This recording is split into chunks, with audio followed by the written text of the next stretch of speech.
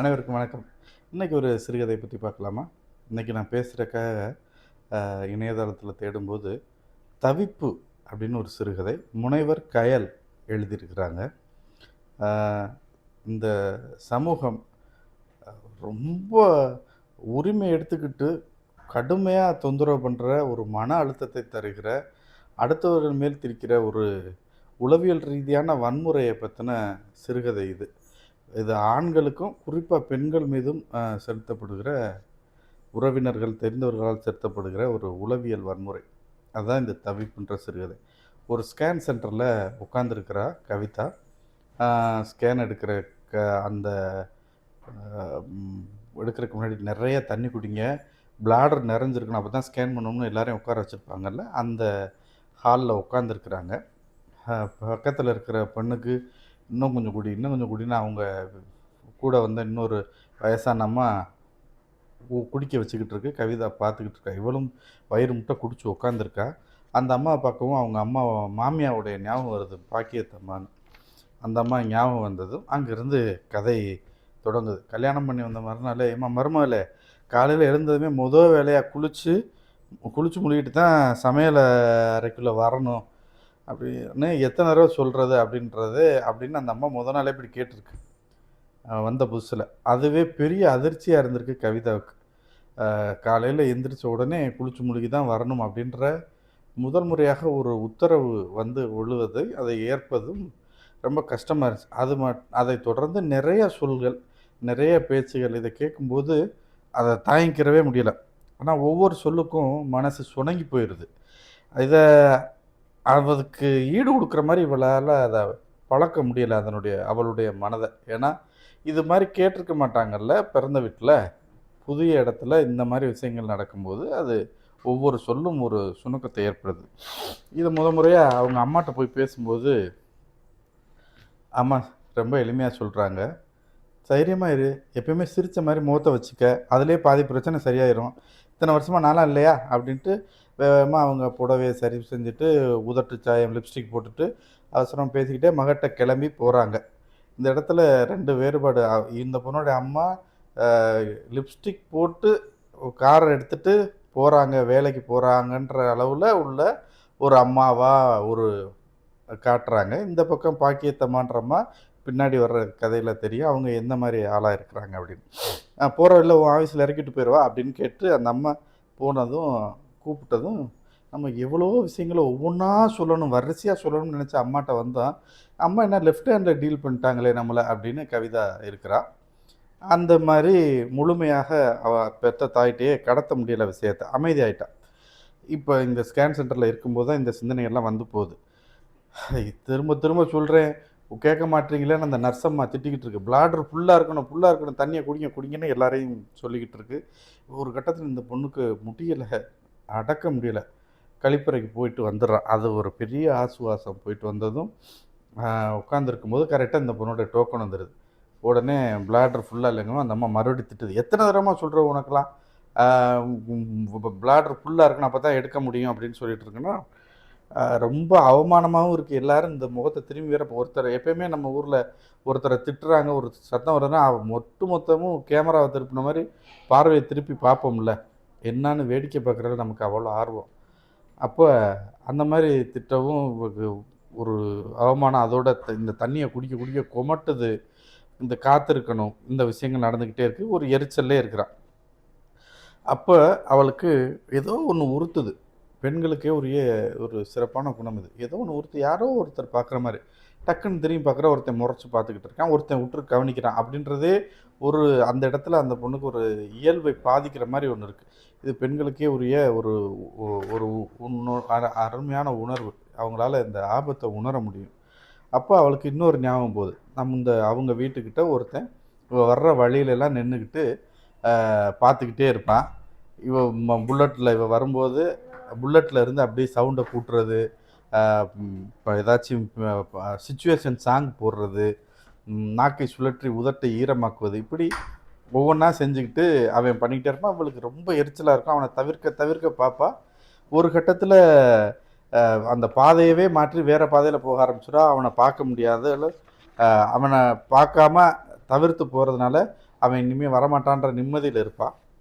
வாழ்க்கை தொடர்ந்து போகுது. ஒரு நாள் ஞாயிற்றுக்கிழமை மறுநாள்ன்றப்ப, அப்பா நாளைக்கு நிம்மதியாக தூங்கி எந்திரிக்கணும் அப்படின்னு நினச்சிக்கிட்டு இருப்பான்.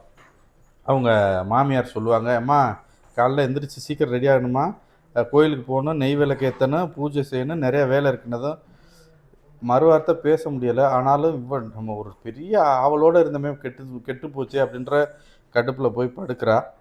மறுநாள் காலையில் எந்திரிச்சதும் சீக்கிரம் வா வா கீழே வான்னு கூட்டி போகுது அந்த அம்மா, பாக்கியத்தம்மா. இவள் வந்து வாசல் நின்று பார்த்துக்கிட்டு இருக்கும்போது ஒரு மஞ்சள் தண்ணி கலந்த தண்ணி குடத்தை அப்படியே தூக்கி தலையில் ஊற்றி தொப்பலாக நினச்சிப்பிடுது. என்ன நடந்துச்சுன்னே புரியலை. என்ன பண்ணாங்க, எதுக்கு இப்போ தண்ணியை ஊற்றிருக்கிறாங்க? குழந்தை இல்லை இந்த பொண்ணுக்கு, அதுக்காக அந்த அம்மா அத்தனை நேர்த்திக்கடன் போடுது, அத்தனை பூஜை புனஸ்காரங்கள் எல்லா சடங்குகளையும் செய்ய வைக்குது அந்த பாக்கியத்தம்மா. அந்த பக்கம் அவங்க அம்மா லிப்ஸ்டிக் போட்டு காரில் வேலைக்கு போகிற அளவுக்கு ஒரு பிறந்த வீட்டிலேருந்து வந்து இந்த பொண்ணுக்கு இந்த மாதிரி இந்த வீட்டில் ஒரு நிலைமை. அது மட்டும் இல்லாமல் வெளியில் நாதஸ்வரம் கொட்டு மேலே சத்தம்லாம் கேட்கவும், வா வா வான்னு இந்த தண்ணியை ஊற்றுன்னு நனைஞ்ச பிள்ளைய அப்படியே கூட்டிகிட்டு போய் இந்த காவடி எடுத்துகிட்டு வர்றாங்க பாரு, இவங்க காலில் இந்த மஞ்சளை தொட்டு தடவி கழுவி விட்டு, காலை கழுவிட்டு மஞ்சளை தடவி கும்பிடு அப்படின்னு சொல்லி. இது எதுக்கு? பிள்ளை வரத்துக்காக. இது ஒரு நேர்த்திக்கடன். என்னது அப்படின்னா, இல்லை செய்மானதும் வேறு வழி இல்லாமல் அவள் பூசிட்டு நிமிர்ந்து பார்க்குறப்ப இந்த ஒருத்தன் புல்லட்டில் நின்றுக்கிட்டு பண்ணிக்கிட்டே இருந்தானே, அவன் முகம் மாதிரியே இருக்குது. அவன் தானா இல்லை நமக்கு தான் அப்படி தோணுதா அப்படின்றதுல ஒரு ஒரு மாதிரி அருவறுப்பாயிருது. அவங்க போனதும் வேகமாக வீட்டுக்குள்ளே போய் குளிக்கிறா. சோப்பை போட்டு தேய்ன்னு தேய்ச்சி குளித்தாலும் அந்த அவமானம் போகுமா சோப்பில்? அந்த உணர்வு, அந்த அருவறுப்பு அப்படியே நொந்து போய் வெளியில் வர்றா. அம்மாவும் மயனும் உட்காந்துருக்காங்க, வாமா சாப்பிடுவோம் அப்படின்றாங்க. இவங்க பதிலே சொல்லாமல் போய் ரூமுக்குள்ளே போய் பூட்டிக்கிறான். இது நடந்து 1 மாதம் ஆச்சு. அதுக்கப்புறம் தான் அவங்க அம்மா மகன்கிட்ட பேசி இன்றைக்கி இந்த ஸ்கேன் சென்டரில் வந்து பார்க்க வந்திருக்கிறாங்க அடுத்த கட்ட சிகிச்சைக்காக. அப்போ இந்த இடத்துல இவளுக்கு எதுவுமே கட்டுப்பாட்டில் இருக்க மாட்டேங்குது. அப்போ நான் டிபெண்ட்டாக தான் இருக்கிறேன் நான் உண்மையிலேயே இவங்க எல்லாருக்கும். நானாக எதுவும் பண்ண முடியாதா அப்படின்றப்போ, இல்லை இந்த மருத்துவமனை இந்த நர்ஸ் இவங்களாம் இருக்கிறனால இந்த உணர்வு வருதா அப்படின்னு ஒரு குழப்பத்திலே இருக்கிறான். அப்போ இந்த கல்யாணம் நடந்த காலம் ஞாபகம் வருது. அந்த உரையாடல் அருமையான உரையாடல், பெரும்பாலான வீட்டுகளில் நடக்கிற உரையாடல். ப்ரமோஷன் வரும், திருமணத்துக்கு தயாராக இல்லை அப்படி இப்படின்னு ஏதாவது சொல்லிக்கிட்டே தான் இந்த கவிதா. ஆனால் இவங்களை பொறுத்த மட்டும் நம்ம சாதி, நல்ல சம்பளம், நல்ல குடும்பம், இது 3 அதுக்குள்ளே பொருந்தி வந்துச்சுன்னா அந்த பையனுக்கு தாலி கட்ட வைக்கணும், கல்யாணம் பண்ணி கொடுக்கணும் அப்படின்றதில் அவங்க அப்பா உறுதியாக இருந்தார். ஒரு நாள் அம்மா யாருன்னே தெரியாத ஒரு ஆள்கிட்ட எப்படிமா நான் போய் வாழ்க்கையை ஒப்படைச்சி வாழ்கிறது அப்படின்னு தான். என்ன புதுசாக பேசிக்கிட்டு இருக்கிற, இப்போ தான் கண்டுபிடிச்சிருக்காங்களா இதெல்லாம், நாங்களாம் கல்யாணம் பண்ணி வாழலையா? ஏம்மா நீங்கள் கல்யாணம் பண்ணி வாழ்கிறீங்க சரிம்மா, நீ ஹேப்பியாக இருக்கியா அப்படின்னு ஒரு வார்த்தை டக்குன்னு கேட்டால் அந்த அம்மா யோசிக்கும் பதில் சொல்ல. இதாம்மா உடனே திடமாக இல்லை ஆமான்னு சொல்லக்கூட முடியாமல் ஒரு வாழ்க்கை வாழ்கிற பற்றியா, யோசிக்கிற பற்றியா, எனக்கு இந்த வாழ்க்கை வேணாம்னு அப்போ அந்த பொண்ணு அந்த அம்மாவோட ஆர்கியூ பண்ணியிருக்கா. அப்பா கல்யாணம் பண்ணாமல் இந்த வீட்டிலே உட்காந்துருக்க போறியா? இப்போ எங்களை எல்லோரும் கேட்க ஆரம்பிச்சிட்டாங்க, போகிற இடமெல்லாம் இங்கே தான் பிரச்சனை, எல்லோரும் கேட்க ஆரம்பிச்சிட்டாங்க. இவங்களை பொறுத்த மட்டும் என்ன, பள்ளிக்கூடம் முடித்தா வேலைக்கு போயிட்டேன், காலேஜ் முடித்தா வேலைக்கு போயிட்டானா, வேலை முடித்தா கல்யாணம் பண்ணியாச்சா, கல்யாணம் பண்ணிட்டோம்னா பிள்ளை உண்டாயிருச்சா, இதை கேட்டுக்கிட்டே இருக்கும் இந்த சமூகம். இந்த சமூகத்தின் அழுத்தத்தில் நம்ம பிள்ளைகளை படுத்திக்கிட்டே இருப்போம். எல்லோரும் எங்களை கேட்க ஆரம்பிச்சிட்டாங்க, உங்கள் பொண்ணுக்கு வயசாச்சு என்ன கல்யாணம் பண்ணலையான்னு. ஏம்மா யாரோ கேட்குறக்காகலாம் நான் எப்படிம்மா கல்யாணம் பண்ண முடியும் அப்படின்னு வாக்குவாதம் தொடர்ந்துக்கிட்டே இருக்குது. ஆனால் இந்த அப்பா வந்து பேசும்போது எதுவும் மறுத்து பேச முடியல. இறுக்கமான முகத்தோடையே பார்த்த அப்பாவுக்கு அவர் பேசும்போது மறுக்க முடியல. எப்படியோ கல்யாணமும் ஆயிடுச்சு இந்த பொண்ணுக்கு. அப்போது இந்த விஷயங்கள்லாம் நடந்துக்கிட்டு இருக்கும்போது இந்த வீடு இப்படி கல்யாணம் பண்ணி வந்த பெண் இப்போ புகுந்த வீட்டில் அந்த மாமியார் இவ்வளோ பூஜை இதுன்னு இருக்கிறப்ப எங்கேயோ ஒரு பிரச்சனை இருக்குது இந்த குழந்தை உருவாகாமல். அப்போ இதை பற்றி நிறையா பார்க்குறா, படிக்கிறா, இன்டர்நெட்டில் படிக்கிறா, மருத்துவம், சிகிச்சை, வெவ்வேறு சிகிச்சைகள், ஸ்கேன்கள் எல்லாத்தையும் படிக்கிறா, அதனுடைய பக்க விளைவு எல்லாம் படித்து இந்த ஒரு நவீன பெண் என்னென்ன செய்ய முடியுமோ அதெல்லாம் செஞ்சு பார்க்குறா. அப்போ இங்கே தான் இருக்குது அப்போ இதுக்கான காரணம் அப்படின்னு பார்க்குறப்ப இது எதுவுமே செட் ஆகலை, உங்களுக்கு ஒன்றுமே விளங்க மாட்டேங்குது. அப்போ கடைசியில் என்ன செய்கிறா, ஒரு முடிவு எடுத்துட்டு இதை வந்து போய் அம்மாட்ட சொல்லணும்னு நேராக கிளம்பி வீட்டுக்கு வந்துடுறான். அம்மா வீட்டுக்கு வந்து இந்த இடத்துல இந்த எழுத்தை ரொம்ப ரசித்தேன் நான். இவ்வளோ காலம் வெவ்வேறு வார்த்தைகளில் அந்த சொல்லி வந்த விஷயத்த, இவ்வளோ காலமும் சொல்லி வந்த விஷயத்த தெளிவாக கேப்சூல் வடிவத்தில் அம்மாவிடம் சொன்னால் அப்படின்னு எழுதியிருக்கிறாங்க. சுருக்கமாக சொன்னால், ரொம்ப தெளிவாக சொன்னான்றதை இவ்வளோ அழகாக சொல்லியிருக்கிறாங்க. அப்போ என்ன நினச்சிக்கிட்டு இருக்க நீ, கல்யாணம் வேண்டாம், குழந்தை வேண்டாம், ஷாப்பிங் பண்ணிட்டு சும்மா வீட்டிலேயே உட்காந்துக்கிட்டு தூங்கி ஊர் சுற்றிக்கிட்டே இருக்கலாம்ன்றியா? அப்படி இல்லைம்மா. லவ்வு, கல்யாணம், குழந்தை எது வேணாலும் இருக்கட்டும். அதை வந்து சம்மந்தப்பட்டவங்க முடிவு பண்ணிக்கிறோம். யாரோ உங்களை ஒரு கல்யாணத்தில் கருமாதி வீட்டில் பார்த்தாங்க கேட்டாங்கன்றக்காண்டிலாம் இங்கே வந்து குதிக்காதீங்க. நீங்களும் உங்கள் தூக்கம் ராத்திரி பூரா கெட்டு போய் எங்கள் உயிரையும் வாங்காதீங்க. இத்தனை ஃபெர்டிலிட்டி ஹாஸ்பிட்டல் இப்போ முளைச்சிருக்கே இந்த ஊரில், இதெல்லாம் எப்படி இவ்வளோ உருவாச்சுன்னு தெரியுதா? இன்னும் விசேஷம் இல்லையா? என்ன ஆச்சு? நல்ல செய்தி எதுவும் இருக்கான்னு ஒவ்வொருத்தனா கேட்டு கேட்டு கேட்டு இந்த மன அழுத்தத்தில் உருவானதான் இதெல்லாம். அப்படின்றப்ப எல்லாரும் ஒரு அக்கறையில் கேட்குறாங்க. அது குத்தமா? அது அக்கறையெல்லாம் இல்லைம்மா, அநாகரிகம். கொரோனா சமயத்தில் நாம் எல்லார்கிட்டையும் எப்படி இருந்தோம்? யாரும் யார்கிட்டையும் நெருங்காமல், யாரையும் தொட்டாலே நமக்கு எதாவது வந்துடும் பயத்தில் இருந்தோமே. அதுதான் உண்மையிலேயே நம்ம சுவாபம். தனக்கு பிரச்சனை இல்லாதவரை நமக்கு எதுவும் ஆபத்து வராதுன்ற வரைக்கும் தான் ஒட்டல் உரசல் பேசுறது எல்லாமே இந்த உலகத்தில். கொரோனாவுக்கு இன்னும் நிறைய பேர்கள் இருக்குது.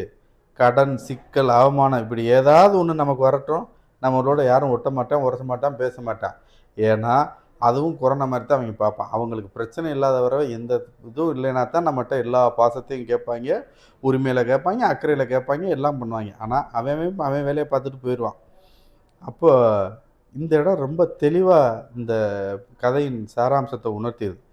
இப்போ அவங்க அம்மா பயந்துட்டா. ஏன்டி ஸ்கேன் சென்டர்லேருந்து நேராக வந்துட்டு இப்படி பேசிக்கிட்டு இருக்கிற, உனக்கும் மாப்பிள்ளைக்கு எதுவும் பிரச்சனையா? நான் ஃபோன் பண்ணி அவரை வர சொல்லவா என்ன?